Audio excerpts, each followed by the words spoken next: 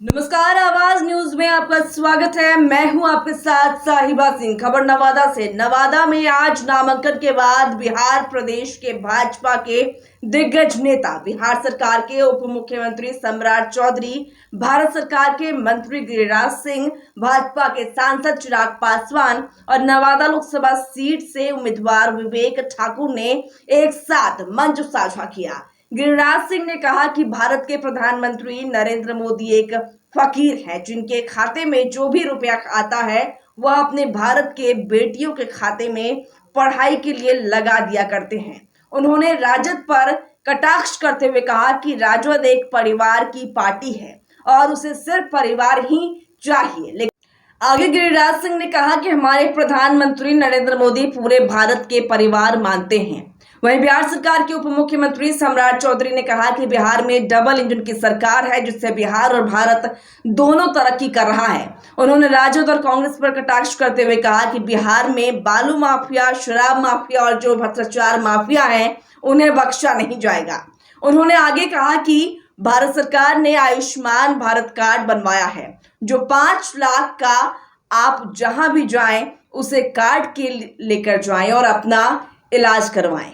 उन्होंने आगे कहा कि अगर भारत को विकसित देश बनाना है तो बिहार की 40 की 40 एनडीए के खाते में आनी चाहिए। बनाना चाहते हैं नरेंद्र मोदी। काहे बनाना चाहते हैं? जो काम कम्युनिस्ट के राज में नहीं हुआ, जो काम 15 वर्ष लालू जी के राज में नहीं हुआ। गरीब को घर भी दिया, गरीब को शौचालय भी दिया, गरीब को पानी भी दिया, गरीब को बिजली भी दिया, गरीब को अनाज भी दिया, गरीब को सिलेंडर भी दिया और गरीब को इलाज कराने के लिए 5 लाख का आयुष्मान कार्ड दिया। आज तक कोई किया था? ये जो जात पात करने के लिए आए हैं लोग, मैं सबसे कहना चाहता हूं, ये जात पात करने वाले लोग, नरेंद्र मोदी ही देश का सबसे बड़ा अति पिछड़ा है और नरेंद्र मोदी तो फकीर है, फकीर। वो एक ऋषि है। आने वाले 50 साल बाद नरेंद्र मोदी को पूजे जाएंगे। नरेंद्र मोदी नहीं रहेंगे लेकिन पूजे जाएंगे।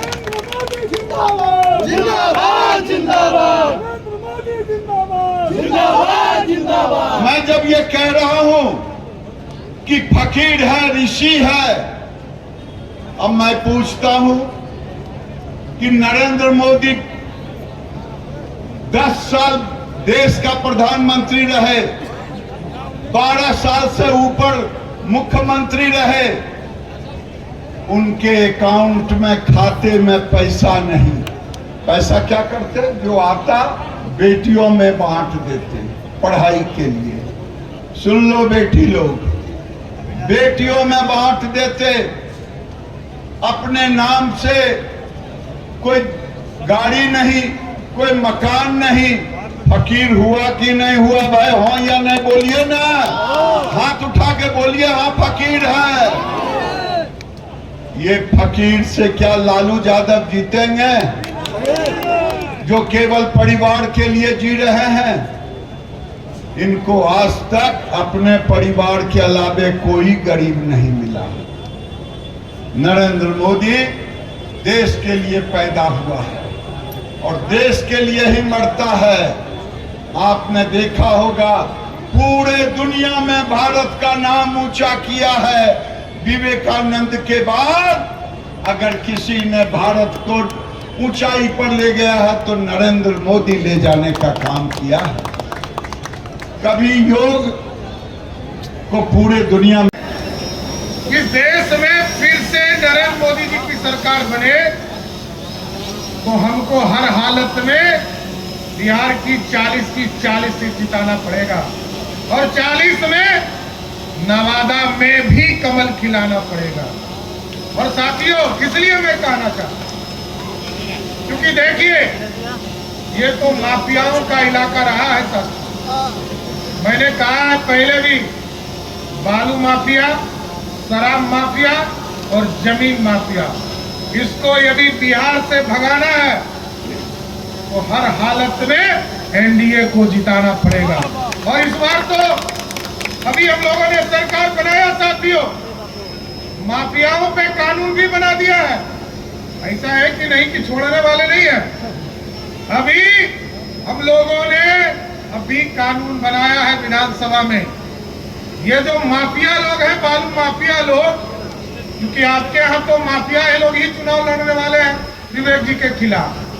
वो कोई हो, चाहे वो राजद वाला हो, कोई निर्दलीय हो, वो माफिया ही चुनाव लड़ेगा। आप स्पष्ट रहिए, भाजपा को जिताइए। चुनाव के बाद गारंटी देता हूं, जिस तरह मोदी जी की गारंटी है, बिहार में भी गारंटी है, कोई माफिया बिहार की सड़कों पे नहीं दिखेगा।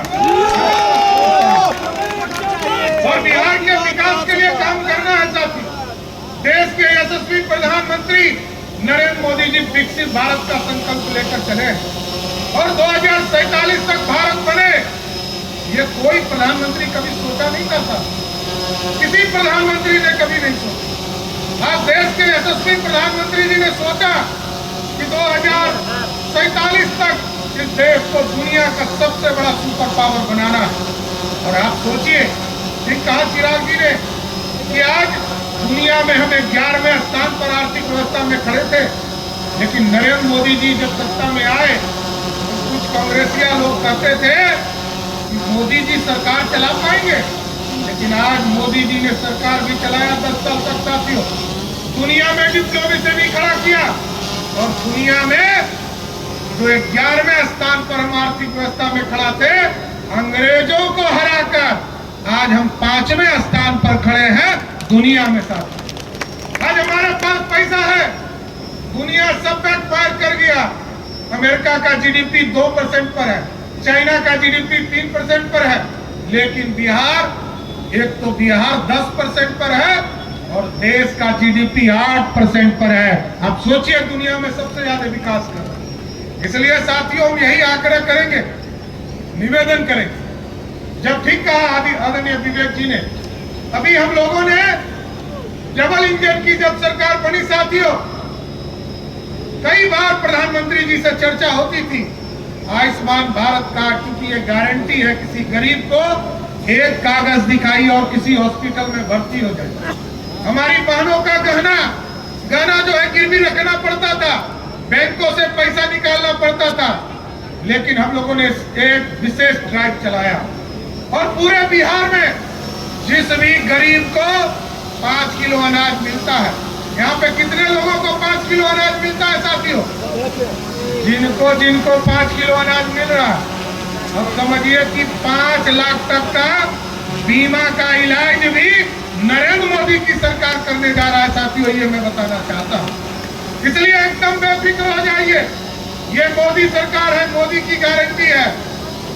देश में जिस तरह भ्रष्टाचारी नहीं बच सकते और बिहार में कोई भी माफिया नहीं बच सकता, इसकी काम हम लोग आगे बढ़ाने का काम कर रहे हैं। इसलिए हम यही आग्रह करने आए, निवेदन करने आए कि 2024 के चुनाव में 40 की 40 सीट चाहिए, क्योंकि पिछले बार 1 सीट घट गया था और हम 39 सीट जीत पाए थे, लेकिन नवादा का आशीर्वाद मिला तो हमको पूरा भरोसा है कि पिछले बार जिस तरह आप लाखों वोट से लोजपा के उम्मीदवार को जिताने का काम किए थे, इस बार एकदम संकल्प लीजिए कि इस बार लाखों लाख वोट से फिर भाजपा के उम्मीदवार को जिताकर इस पूरे बिहार में 40 की 40 सीट जिताना, क्योंकि विकसित भारत तभी हो पाएगा क्योंकि एक मजबूत प्रधानमंत्री चाहिए।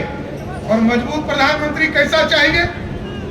जब देखिए यूक्रेन में बच्चे फंसे थे और यूक्रेन में जब लाखों बच्चे बिहार के मेडिकल करने गए थे, वो बच्चा निकल नहीं पा रहा, मोदी जी ने हस्तक्षेप किया, यूक्रेन को भी कहा और रसिया को भी कहा कि युद्ध एक दिन के लिए रोकना होगा, क्योंकि बिहार के बच्चे, देश के, हिंदुस्तान के बच्चे को भारत लौटना है। और जब उन्होंने फोन किया पुतिन को तो उन्होंने पूछा कि भारत के बच्चे बताएंगे कैसे कि वो भारतीय है? तो भारत के प्रधानमंत्री जी ने कहा जिसके हाथ में तिरंगा होगा वही समझिए भारतीय होगा। भारत के बच्चे तो निकले ही साथियों, भारत के बच्चे तो निकले ही, साथ में पाकिस्तान और बांग्लादेश का लोग भी तिरंगा लगाकर निकल गए।